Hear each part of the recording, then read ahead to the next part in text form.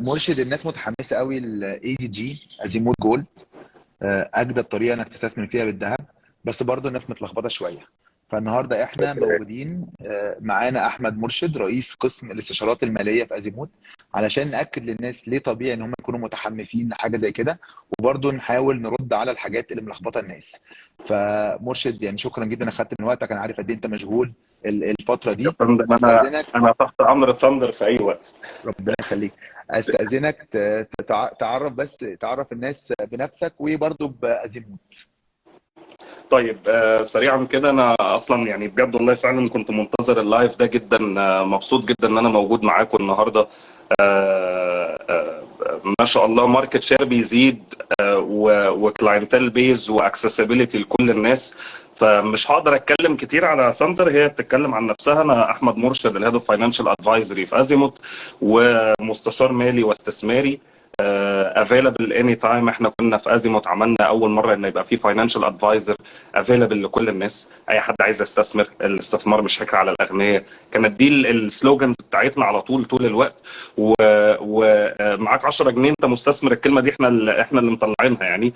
معاك مليار جنيه انت مستثمر، انت باي حال هتستثمر. طيب، دي التعريف بتاعي انا كده سريعا. انا عندي around 14 years banking experience، 14 سنه شغال في البنوك، في الريتيل وفي الويلث مانجمنت والبرايفت بانكينج، وجويند ازيموت في 2020. ايه هي ازيموت؟ ازيموت دي شركه بتدير اصول ماليه وبتدير صناديق استثمار. حلو.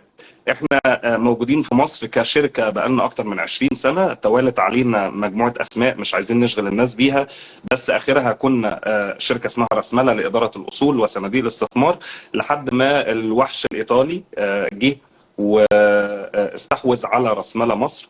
ازيموت بتشتغل في 18 دوله في العالم، عدد صناديق استثمار كبير جدا، عدد موظفين يفوق ال 2200 موظف.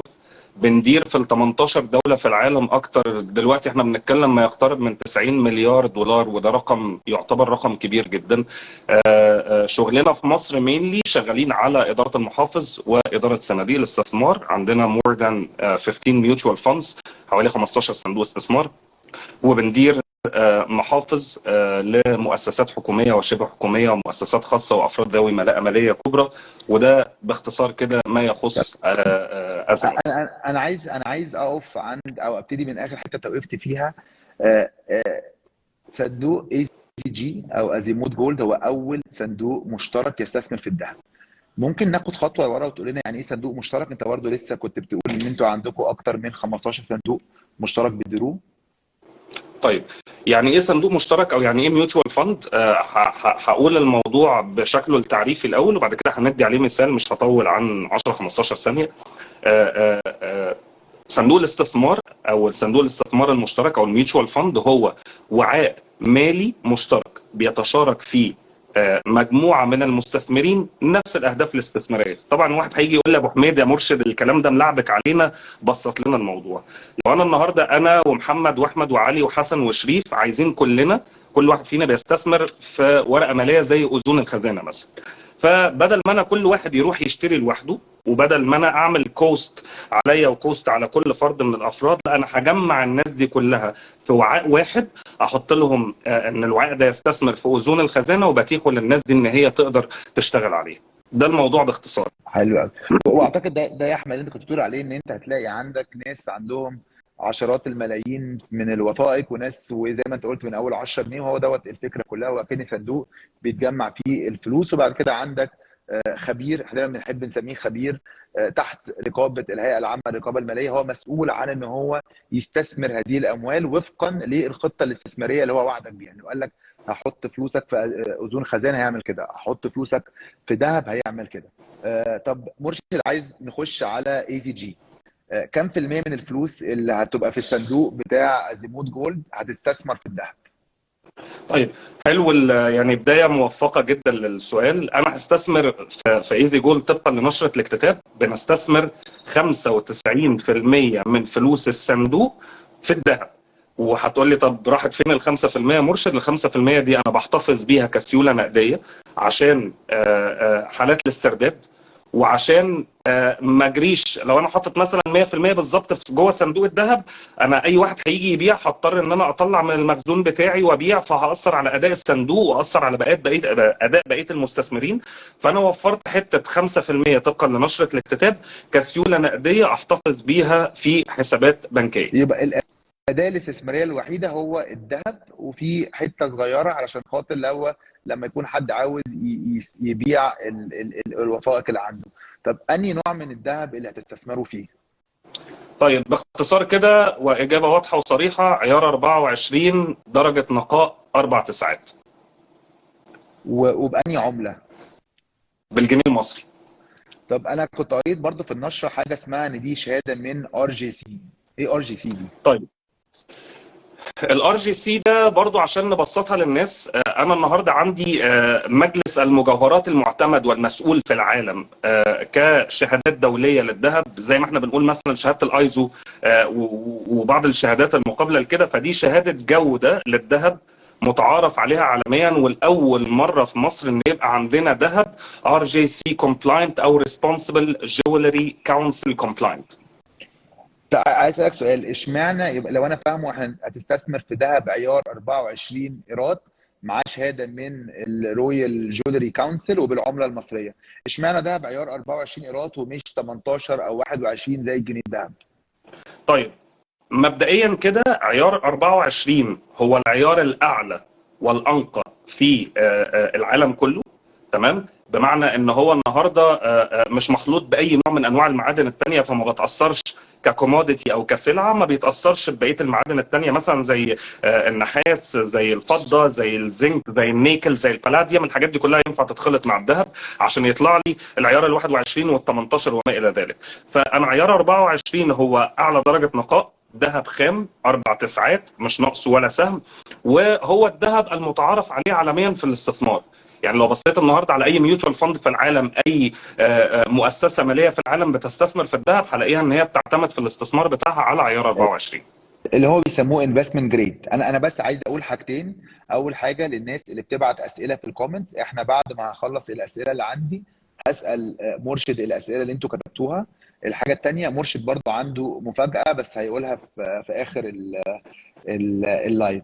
طيب انا عرفنا عيار الذهب وعرفنا الكلام ده كله، الذهب ده يبقى فين؟ اكيد مش عندكم في المكتب في سمارت فيليج.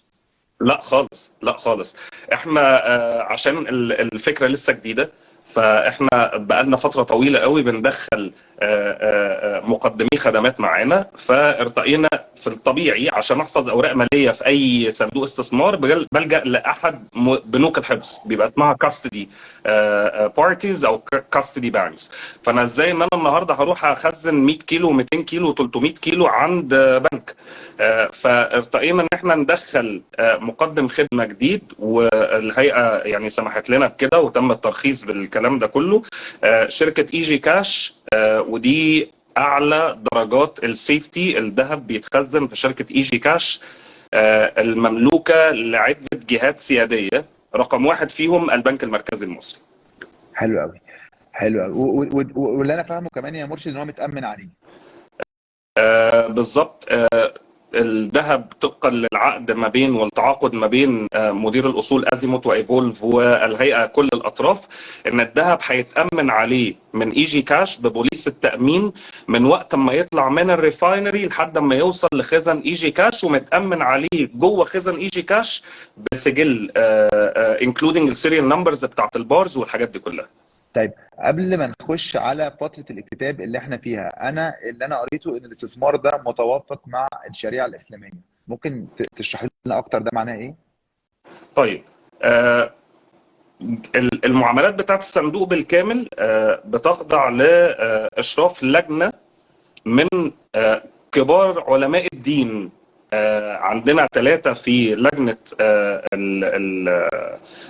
لجنه الرقابه الشرعيه. عندنا دكتور مجدي عاشور، وده مستشار اكاديمي في دار الافتاء المصريه، كلها اسماء رنانه واخده ليها رقم سجل موجود في الهيئه العامه للرقابه الماليه، يعني حتى الافراد دي وهم جهه مستقله ليهم رقم تسجيل موجود جوه الهيئه، اولهم دكتور مجدي عاشور، دكتور محمد ابراهيم وده رئيس الجمعيه المصريه للتمويل الاسلامي، واخر واحد واخيرا وليس اخيرا يعني الاستاذ الفاضل دكتور عمرو الورداني وده امين عام الفتوى في دار الافتاء المصريه. حلو قوي. طيب انا قبل ما هنتكلم على فتره الاكتتاب، لان هي دي برضو من الحاجات انا شايف حتى في ناس كتير قوي بيتكلموا عليها في الاسئله، عايز بس الخص اللي احنا قلناه. قلنا اول حاجه ده اول صندوق مشترك يستثمر في الذهب في مصر. صندوق مشترك معناها ان في خبير او مدير اصول مرخص من الهيئه العامه للرقابه الماليه بيجمع اموال من المستثمرين من اول 10 جنيه لمليار جنيه او اكتر، بياخد الفلوس دي كلها بيبتدي يستثمرها في او وفقا لخطه استثماريه معينه. الصندوق اللي احنا بنتكلم عليه الخطه الاستثماريه ان هو بيستثمر هذه الاموال في ذهب عيار 24 قيراط اللي هو بيسموه الانفستمنت جريد او المتفق عليه عالميا ان هو اللي انت لو عايز تستثمر في الذهب ده اللي انت بتشتريه معاه كل الشهادات، معاه اللي هي بتضمن البيوريتي او نسبه النقاهه المتفق عليها وبالعمله المصريه. الذهب دوت او من الحاجات المميزه قوي في الصندوق دوت ان هي المنظومه المتكامله. فانت عندك مدير الاصول اللي هو مرخص من الهيئه العامه للرقابه الماليه بيشتري الذهب من جولد تريدر اللي هو GNT من اكبر تجار الذهب في مصر، برضه هو جزء من هذا الصندوق. وبيتخزن الذهب دوت هنا في مصر في خزائن EG كاش اللي هي مرخصه من البنك المركزي واخده برضه موافقه من الهيئه العامه للرقابه الماليه، والذهب ده كمان متامن عليه. بالاضافه لكده ان هو في لجنه شريعه او شريعه كومبلاين شريعه كوميتي، رقابه شرعيه، لجنه رقابه شرعيه. شكرا. اللجنه دي هي دورها ان هي دايما تتاكد ان استثمارات هذا الصندوق يتوافق مع الشريعه الاسلاميه بشكل مستمر. فده مش موافقه الصندوق بياخدها في الاول، لا ده جواها لجنه شغلتها انها دايما تكون بتراقب على ان استثمارات الصندوق بتتم بطريقه متوافقه مع الشريعه الاسلاميه. طيب مرشد، هروح لفتره الاكتتاب. دي الفتره اللي احنا فيها دلوقتي. يعني ايه فتره الاكتتاب؟ فتره الاكتتاب دي باختصار كده هي فتره انا بجمع فيها اموال المستثمرين، انا ما ببتديش استثمار، تمام، طبقا للنشره بتاعه الصندوق او رخصه الصندوق. نشره الصندوق عشان لو الناس اللي بتسمعنا، نشره الصندوق دي هي عباره عن رخصه الصندوق من الدوله، الجهه الرقابيه من الدوله اللي هي الهيئه العامه للرقابه الماليه. فانا دي فتره انا بجمع فيها اموال المستثمرين عشان اوصل لرقم مستهدف معين انا حاطه في نشره الاكتتاب، سواء لازم اوصل له واعديه، تمام. وبضمن في فتره الاكتتاب دي ان العميل بتاعي يشتري الوثيقه بقيمتها الاسميه. يعني ايه قيمه اسميه؟ يعني لو انا طارح الوثيقه ب 10 جنيه انا ضامن خلال الفتره اللي هي بحد ادنى 10 ايام وبحد اقصى شهرين ان العميل هيدخل في الفتره دي هيشتري الوثيقه بتاعه الصندوق بقيمه ال 10 جنيه لا ازيد ولا اقل. حلو قوي. فده الفتره اللي احنا فيها دلوقتي. بالظبط. لو انا فاهم صح هي 5 ايام لو عديتوا المبلغ المستهدف، 10 ايام او 10 ايام الحد الادنى وبحد اقصى شهرين. فانا دلوقتي دي الفتره اللي بيتم فيها جمع الفلوس، وبعد كده انت كمدير اصول هتاخد القرار ان انا خلاص قفلت فتره الاكتتاب وهروح اشتري بيهم ذهب. ايه اللي بيحصل؟ ده هو ده اللي بيحصل فعلا ولا انا متلخبط؟ هو باختصار وبشكل مبسط هو ده الكلام اللي بيحصل. انا عندي اكتر من 12 جهه تلقي اكتتاب موجوده على الصندوق، فانا كل يوم بجمع الطلبات بتاعه الشراء اللي جت من جهات الاكتتاب كلها، بعمل لها كونسوليديشن، بجمعها مع بعض في حته واحده وبكيب نوتيفيكيشن. يعني انا زي بعلم الهيئه كل يوم الاكتتاب بتاعي وصل لحد فين، كم عدد العملاء اللي موجود عندي، فلوس اتجمعت قد ايه خلال فتره الاكتتاب. وانس ان انا خلصت فتره الاكتتاب لازم اعلم الهيئه، اقول لها ان انا كده خلصت فتره الاكتتاب بتاعي، انا معايا مثلا جنيه في فتره الاكتتاب بدون ذكر يعني اموال او نسب محدده، فانا معايا يا جماعه 10 جنيه في فتره الاكتتاب. ال 10 جنيه دي انا بقى عايزه اديني الجرين لايت ان انا اروح استثمر او اشتري الاصل اللي انا الصندوق متوافق عليه بيه. فباخد الفلوس دي بعلم بيها المورد اللي هو GNT او السبلاير بتاعي، واقول له انا عايز اشتري ذهب بقيمه الفلوس دي، و السبلاير لازم يرد عليا، ده التزام عليه ان هو هيرد عليا في تاريخ الشراء طبقا للسعر المعلن. وهنرجع لحته السعر المعلن دي كمان شويه. طبقا للسعر المحلي الرسمي المعلن بشتري الذهب وبيديني فاتوره، وبعد كده السبلاير بيجيت ان كونتاكت مع اي جي كاش، واي جي كاش بتروح تاخد الذهب يعني وتحطه في الخزن بتاعتها. خليني ابسط الموضوع. خليني نقول على سبيل المثال ان اخر الاسبوع دوت هيتم خلاص قفل الكتاب. هتبقى زيموت جمعت خلينا على سبيل المثال قلنا ان احنا جمعنا 100 مليون جنيه. هتاخد ال 100 مليون جنيه تقوم تشتري بيها ذهب من جولد نت تريدنج جي على ام تي. السعر جي ان تي، على السعر الرسمي المحلي، وهنتكلم عليه ده كمان دقيقتين. من الاخر فانت هتبقى قدام ال 100 مليون جنيه دوت هيصدر وثائق، هتتم كل واحد ياخد وثائقه والوثيقه ب 10 جنيه. فجزء من فايده انك دخلت في الكتاب انك بتضمن ان انت تاخد الوثيقه بتاعتك على 10 جنيه. ايه اللي بيحصل بعد الوثيقه اللي ب 10 جنيه بعد ما الكتاب يتقفل؟ هيحصل ايه من اول يوم الحد اللي جاي؟ طيب اولا المواعيد، توضيح بس، المواعيد اللي احنا بنقولها دي اكزامبلز، لان كله في الاول وفي الاخر هيتحدد بناء على رؤيه الفند مانجر او مدير الصندوق، سواء في المبالغ سواء في الاوقات قفل الصندوق. هو في الاول وفي الاخر ده قراره هو، وده قرار مدير الصندوق، وده حقه يعني. فلنفرض ان انا قفلت باب الاكتتاب معايا 100 مليون جنيه، تمام، واشتريت الذهب وحطيته. كل يوم بيتم تقييم سعر الذهب بناء على الكميه اللي انا اشتريتها. فلنفرض انا بال 100 مليون جنيه دول اشتريت مثلا فور اكزامبل، عشان نبسط الارقام، اشتريت بيهم 100 كيلو دهب. بال 100 مليون جنيه اشتريت 100 كيلو دهب. ال 100 كيلو دهب اللي متخزنين دول ليهم سعر مدرج. كل كيلو جرام من الذهب ده ليه سعر، او كل جرام ليه سعر معلن على موقع البورصه المصريه. هيتم تقييمه كل يوم، فالوثيقه بتاعتي هتتحرك صعودا او هبوطا مع سعر الذهب المعلن. يعني لو سعر الذهب زاد سعر الوثيقه بتاعتي هتزيد. لو سعر الذهب المحلي الرسمي في مصر قل سعر الوثيقه بتاعتي هتقل. صح كده؟ عجبني قوي الكلمه اللي انت قلتها وحطيتها ما بين براكتس وانت بتتكلم، دي سعر الوثيقه طبقا لسعر الذهب الرسمي المحلي في مصر. حلو عجبتني. قوي.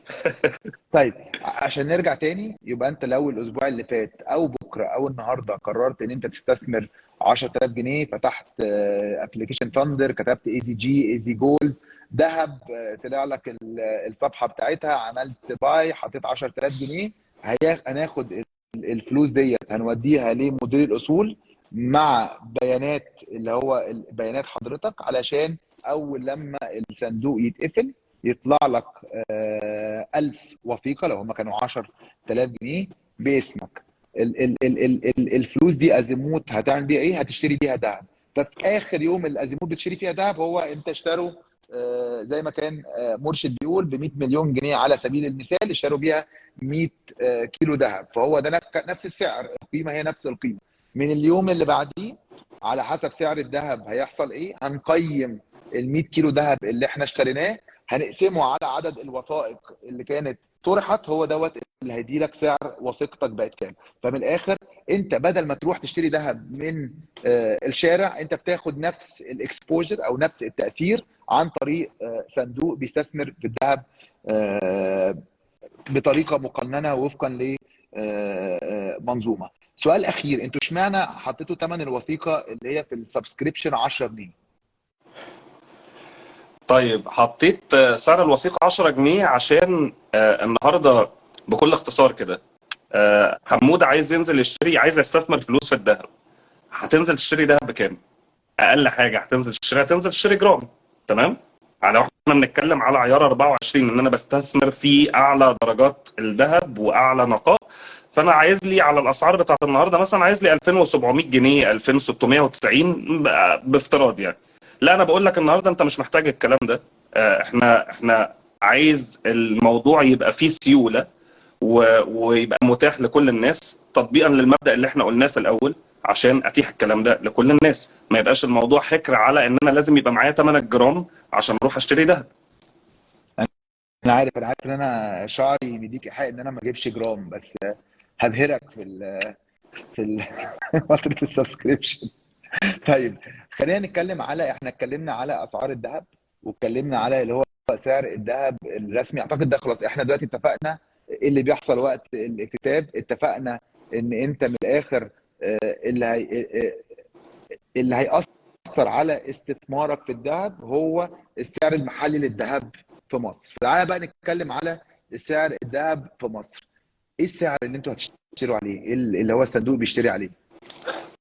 طيب احنا من يوم انا هشتري على سعر اللي موجود على الموقع الرسمي للبورصه المصريه. الموقع الرسمي للبورصه المصريه ده فيه ليه سبلاير عامل ربط ما بينه وما بين البورصه المصريه عشان يديهم اسعار استرشاديه للسوق. تمام. فمين اللي بيدي الاسعار دي لموقع البورصه المصريه؟ شركه اسمها جولد نت تريد اللي هي السبلاير بتاعي. تمام. ودي اسعار رسميه موجوده جوه السوق وموجوده على موقع حكومي رسمي. طيب انا عايز اقول حاجتين هنا. انت لو دخلت وكتبت egx.com.eg ونزلت شويه تحت هتلاقي مكتوب فعلا اسعار الذهب والتاريخ اللي هو بتاع السعر. فالنهارده 28/5، وتلاقي مكتوب باورد باي جي ان تي اللي هو مرشد بيقول عليه. الحاجه الثانيه اللي انا فاهمه برضو ان ده بيعكس اسعار الريفاينريز المصريه. الريفاينريز اللي هم ايه؟ المناجم؟ المصفى. معرفش. المصفى المصفى مش عارف طبعا جماعه ايه، مش عايزين نخش هنا. او طيب المصافي يعني. المصافي بالظبط. طيب يعني هو، يعني انا عايز اسالك سؤال، ده زيه زي سعر الذهب اللي ممكن اشتريه من الشارع؟ طيب هو زي سعر الذهب اللي حضرتك ممكن تنزل بكل سهوله تشتريه من الشارع، باختلاف فروقات بسيطه قوي. زي ما قلنا الفراكشنال انفستمنت او الاستثمار اللي هو اللي بالكسور الصغيره. رقم اتنين حته المصنعيات وما الى ذلك. تمام. وان انا في الاول وفي الاخر بشتري بالسعر الرسمي وعملت اتاحه اكسسبيليتي. النهارده مش حاجه اقول لك انا كتاجر انا والله عايز اشتري ربع كيلو دهب فتقول لي هتستنى عليا اسبوعين عقبال ما يوصل لك. لا، حضرتك ضامن طبقا للجهات الرقابيه اللي داخله في الصندوق ان النهارده حطيت فلوسك يوم الاثنين او الخميس، واللي احنا هنجي لها برضو بعد كده. حطيت فلوسي النهارده يوم الاثنين، انا فلوسي بقت موجوده فعليا ذهب على سعر الاغلاق بتاع النهارده الساعه 2 على بالظبط. الويب سايت بتاع البورصه المصريه. بالظبط. اظن دي حاجه مهمه قوي، ان انت مش محتاج تنزل وتبتدي تقول هو الراجل دوت بيبيع لي الذهب على انهي سعر. انت عارف ان السعر اللي معلن على شاشه البورصه المصريه هو ده السعر اللي بيتم تنفيذ عليه شراء وبيع الذهب. خلي بالك برضه هو في الاخر عشان برضه الناس الموضوع يبقى سهل قوي بالنسبه لها. انت يوم لما بتشتري وثائق وبتدي فلوس الصندوق، الصندوق بيروح يشتري الذهب. يوم لما بتقرر ان انت هتبيع وثائق، الصندوق بيبيع الذهب وياخد بيها الفلوس يديها لك. طيب انا عايز اكلمك برضو يعني ناخد خطوه لورا. فاحنا قلنا خلاص احنا في شفافيه في الاسعار، والاسعار موجوده وعلى ويب سايت البورصه، واحنا ان شاء الله ثاندر برضو بنسعى ان احنا تبقى موجوده على التطبيق عشان الناس برضو تشوف تعرف تتابعها من على تطبيق ثاندر. لو خدت خطوه لورا وقلت لي ايه اللي بيأثر على اسعار الذهب عامه، يعني انا دلوقتي كمستثمر في الذهب ايه اللي بيأثر على الذهب ده سعره ينزل ولا يزيد؟ طيب في كذا حاجة. لو احنا بنتكلم على مصر هنا بس، احنا بنتكلم ان من ضمن المؤثرات بتاعتي سعر الذهب العالمي بيطلع ولا بينزل. المؤثر الثاني بتاعي هو سعر الصرف بتاع العملة، سعر الصرف العملة او الدولار لو احنا بنتكلم على بكلمة صح. والحاجة الثالثة العرض والطلب. والحاجه الرابعه الاستيراد بشكل عام، البروسيس بتاعت الاستيراد بشكل عام. فكل الاربعه فاكتورز دول بيأثروا على سعر الذهب في مصر. طب خلينا نمسك واحده واحده. سعر الذهب العالمي ايه اللي بيأثر على سعر الذهب العالمي؟ سعر الذهب العالمي مين اللي هتلاقي المؤثر الاكبر عليه العرض والطلب. يعني ده اكبر مؤثر على السعر العالمي. وطبعا العرض والطلب بيتأثر بحالات اقتصاديه. يعني في الاوقات بتاعه الانفليشن هلاقي ان في طلب اعلى على الذهب من كل القطاعات. لو احنا بنتكلم سواء افراد، مؤسسات، بنوك مركزيه وما الى ذلك. ده المؤثر الاكبر حلو على قوي. سعر الذهب العالمي. احنا دايما بنحب نقول هو بنحب دايما نربطها بمؤشر الخوف او مؤشر الثقه. كل ما عالميا مؤشر الخوف بيزيد، فالناس خايفه من الوضع الاقتصادي، ففي تضخم، في حروب، في كل الحاجات اللي هي بتزود من قله ثقه الناس في الوضع الاقتصادي. كل ما العرض او سوري كل ما الطلب على الذهب يزيد، وده حتى احنا كنا وريناه. لو بصيت على وقت الازمه العالميه في 2008 هتلاقي ان سعر الذهب ابتدى يزيد.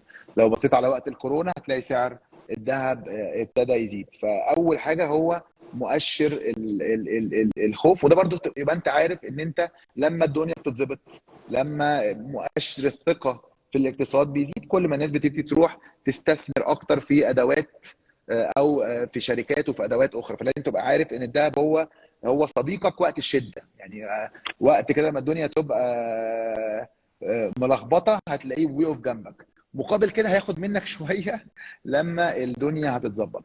الحاجه الثانيه اللي انت قلت عليها هو الصرف، سعر الصرف. وده عشان خاطر احنا هنا بنشتري ونبيع ذهب بالجنيه المصري. والحاجه الثالثه هو العرض والطلب في مصر، وده هو بيقيس مؤشر الخوف والثقه محليا.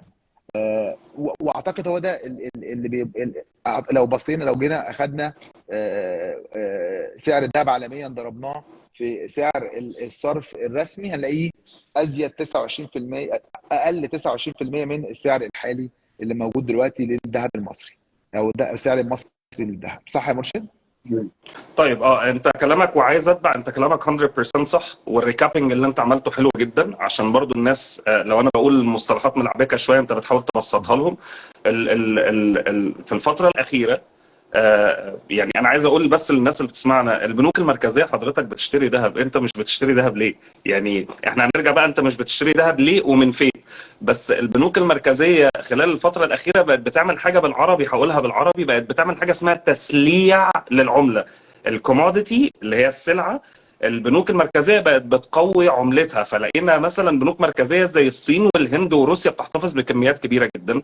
البنوك المركزيه على مستوى العالم، دي نقطه. ليه؟ عشان بتتحوط ضد مخاطر انهيار الاقتصاديات والمخاوف والحاجات اللي انت قلتها دي كلها. دي حاجه. تاني حاجه، لسه قدامي دلوقتي التقرير اللي كان طالع بتاع بلومبرج.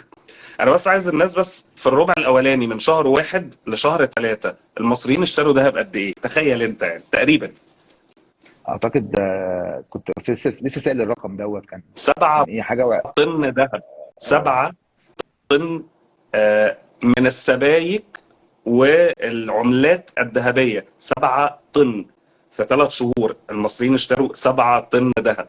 السنه اللي فاتت في 2022 الناس اشترت في الكيو الاولاني 3.5 طن ذهب، في الكيو الثاني 3.3 طن ذهب.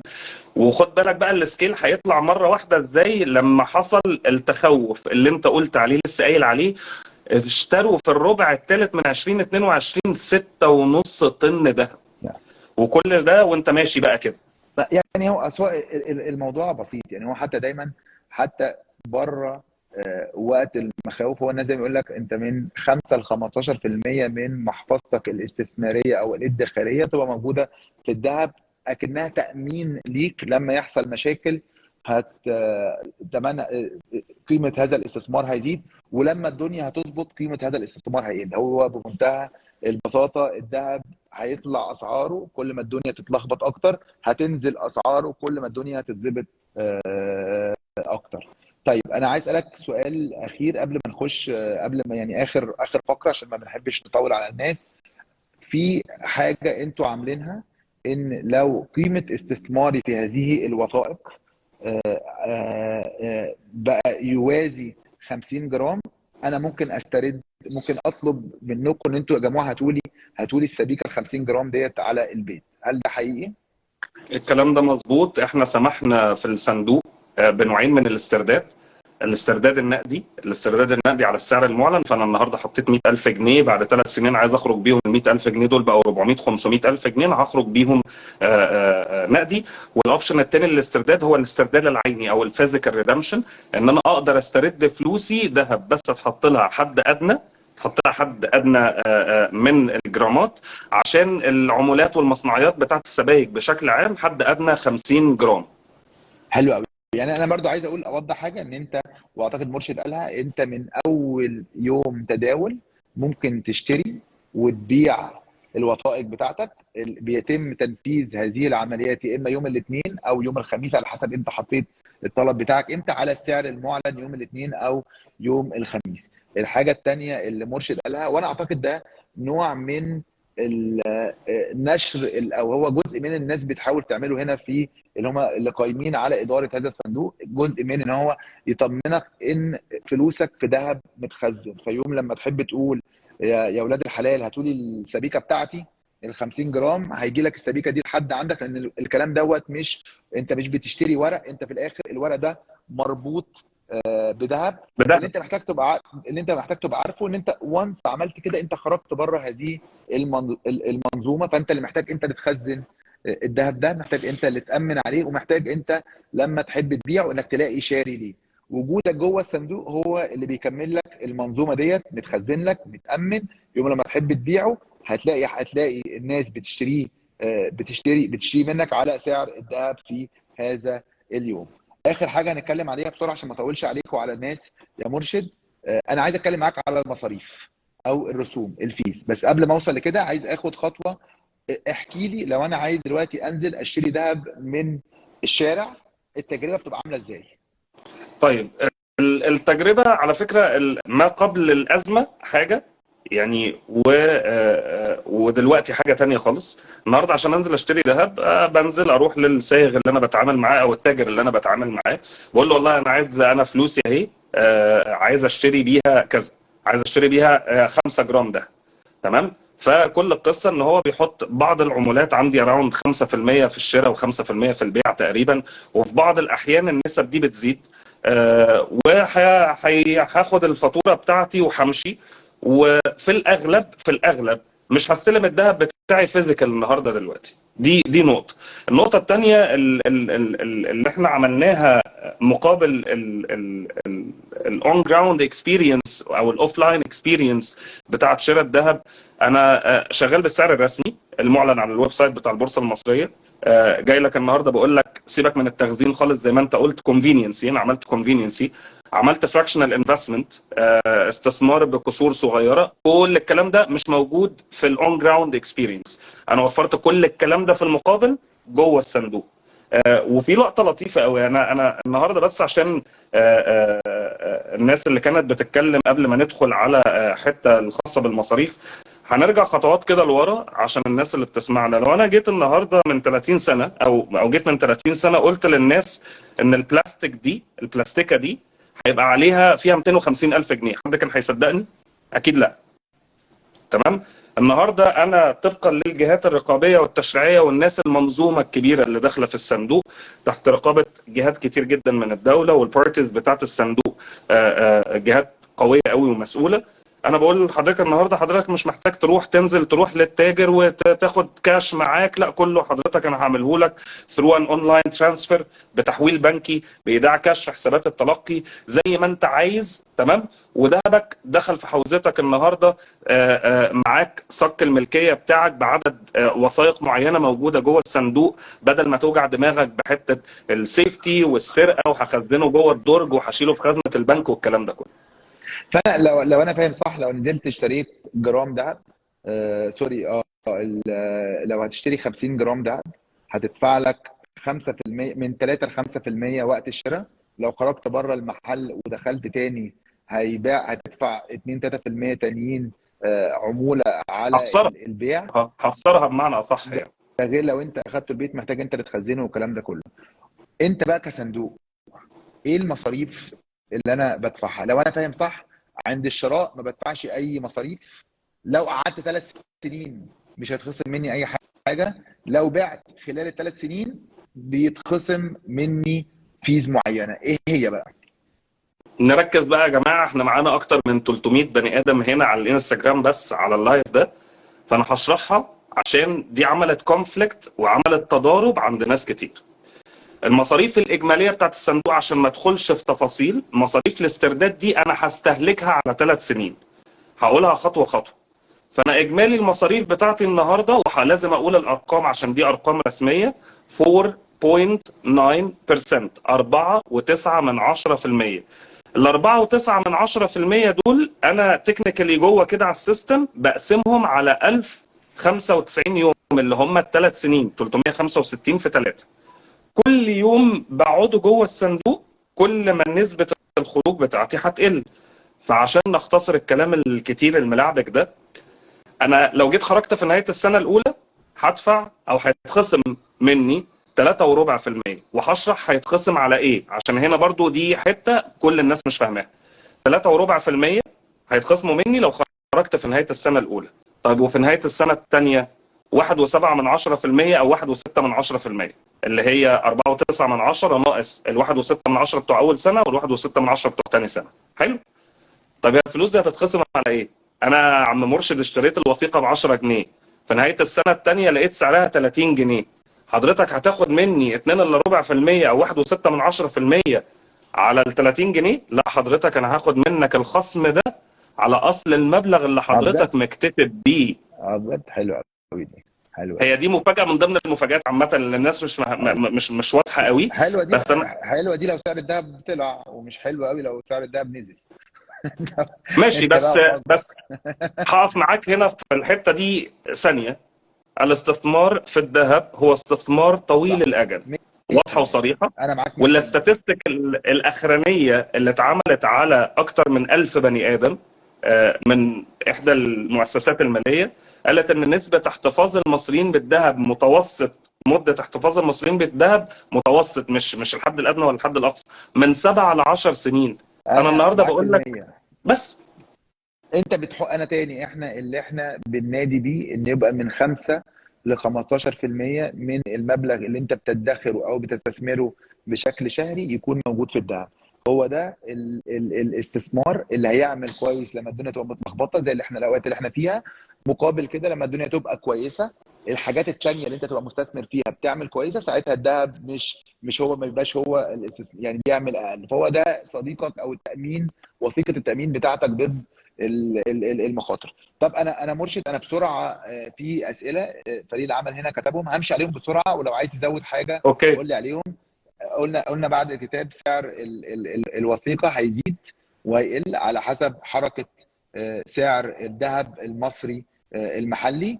لو انت اشتريت ذهب، لو اشتريت كل شهر بمبلغ 5000 جنيه لمده 3 سنين، هتتحسب من امتى؟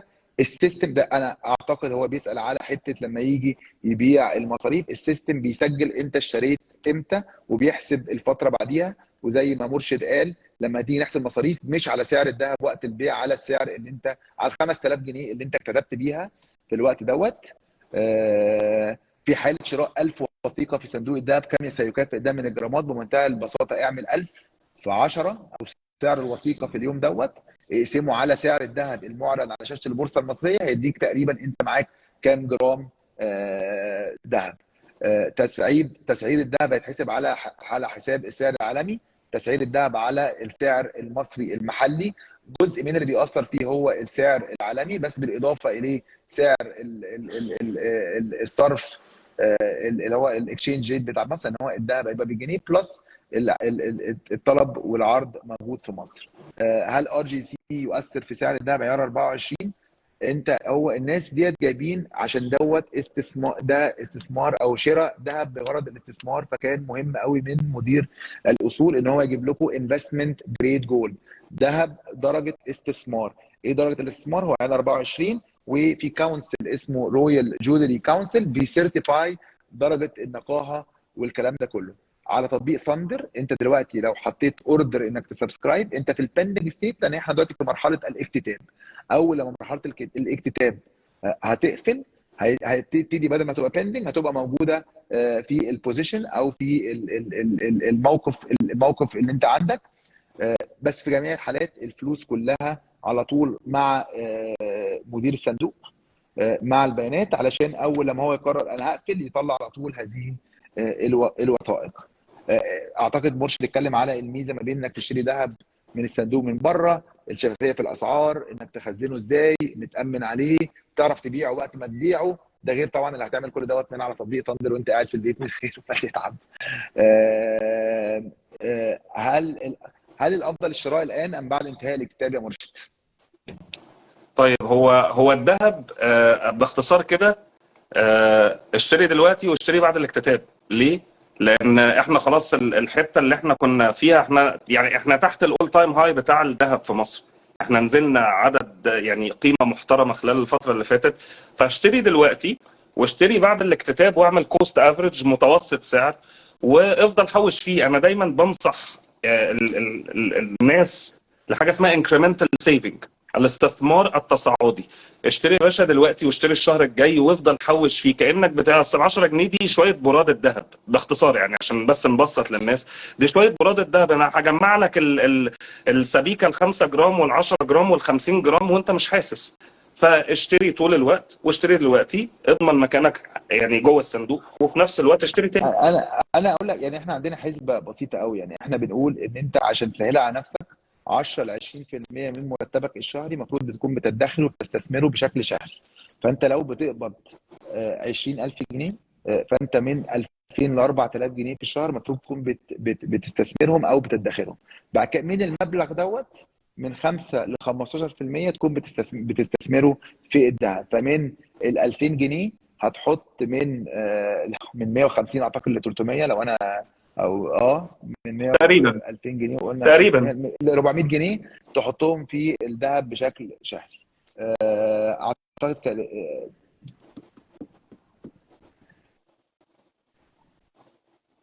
اعتقد احنا اتكلمنا على المخاطر تاني. هو الذهب مفروض تاريخيا اداؤه بيرتفع وقت المشاكل، وقت الايام المتلخبطه اسعاره بتنزل، وقت لما الدنيا بتبقى اكتر استابيليتي او فيها استقرار اكتر. هل الوثائق ليها مده معينه يا خالص مرشد؟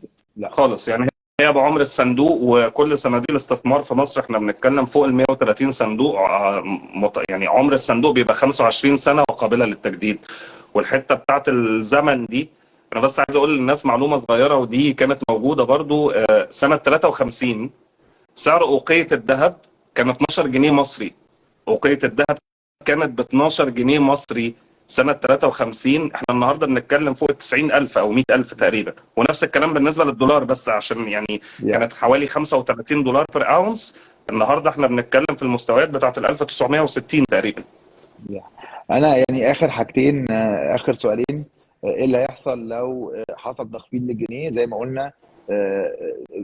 لما الدولار سعره بيزيد الذهب سعره بيزيد، لان هو جزء من الفورمولا او المعادله، هو السعر العالمي مضروب في سعر الصرف اللي بجنيه بلس العوامل الاخرى. هل انتوا خلصتوا المليون وثيقه؟ يعني الدنيا ماشيه كويسه قوي، مبشره جدا، وتقدر هي اكتر شركات المتفائلين جدا بالموضوع ده. يعني احنا حلمنا هو الانفستمنت سوبر ماركت، حلمنا ان الناس تكون بتدخر بشكل شهري وعندها الادوات الاستثماريه المختلفه اللي هي بتخاطب الاحتياج او الاوبجيكتيف اللي عندهم. فخورين جدا بالعلاقه والشراكه اللي ما بيننا وما بين ازيموت من اول يوم. ده ثالث فند نحطه على ثاندر. طب ممكن يا مرشد تقول المفاجاه عشان نختم اللايف؟ مصمم؟ اتفضل. لا اصل يعني طيب، مبدئيا كده يعني تشجيعا للسبسكرايبرز من ثاندر. ازيموت والايشو دول جيفت فاوتشر. انا بس بوريها للناس عشان هي فيزيكالي هي موجوده في ايديا. الجيفت فاوتشر دي يا جماعه فيهم اتنين تو جيفت فاوتشرز، كل واحده ب 10,000 جنيه من ازيموت. وده سبيشالي لليوزرز بتوع ثاندر. واحده فيهم ل one of the subscribers في الجولد فند في اي زي جي من ثاندر. وواحده الثانيه، ولا تقول انت الثانيه؟ اخلي لك انت الثانيه تقولها. واحنا يعني انا كنت بتكلم على شراكتنا مع ازيموت، فاحنا يعني فخورين ان احنا عندنا دلوقتي اي زي جي، عندنا اي زي او، وده بيستثمر في الاسهم المصريه بشكل نشط. وعندنا ازيموت ادخار او اي زي اس، وده بيستثمر في اذون الخزانه. فانت عندك واحد اللي هو بيدي لك عائد اكنك في البنك مع سيوله يوميه ومن غير اي مخاطر. عندك واحد بيستثمر في الاسهم بالنيابه عندك، ودلوقتي عندك الذهب. واحد من في فاوتشر ل 10,000 جنيه لاحد اللي عنده واحد من اللي هم ملاك وثائق في احد الصناديق، وواحد 10,000 اللي عنده بون. هنبعت ايميل بازاي هنعمل السحب وازاي هنختار الناس. شكرا جدا ان انتوا قعدتوا معانا 45 دقيقه. شكرا جدا جدا يا مرشد، تعبناك معاك. ثانك يو سو It's ماتش. my pleasure. وبجد والله انا لو عليا ممكن اقعد لبكره الصبح، بس الناس هتزهق، فاحنا available anytime. التيم بتاعك بيعمل يعني بجد والله مجهود جبار. من الناس اللي بنعتز بالشراكه معاها جدا. وابو السعد موجود معانا متابعنا يعني من اللحظه الاولانيه، السي او لازيموت مصر. واحنا في خدمتكم دايما، ودايما هنفضل نطور في منتجات جديده عشان توفي كل الاحتياجات بتاعت طيب الناس. ممكن تبقى تطلب بقى من ابو سعد يطلع معانا في لايف نتكلم على ال3 صناديق مع بعض. يا ابو السعد انت سمعنا، ادينا بس اشاره. ادينا اشاره على الكومنتس كده. هنرتب ان شاء الله فيري سون، احنا ما بنتاخرش في اي وقت. فيري سون هنطلع نتكلم على ال3 صناديق اللي موجودين على فندر ان شاء الله. شكرا جزيلا، شكرا، مع السلامه. It's my pleasure. Bye.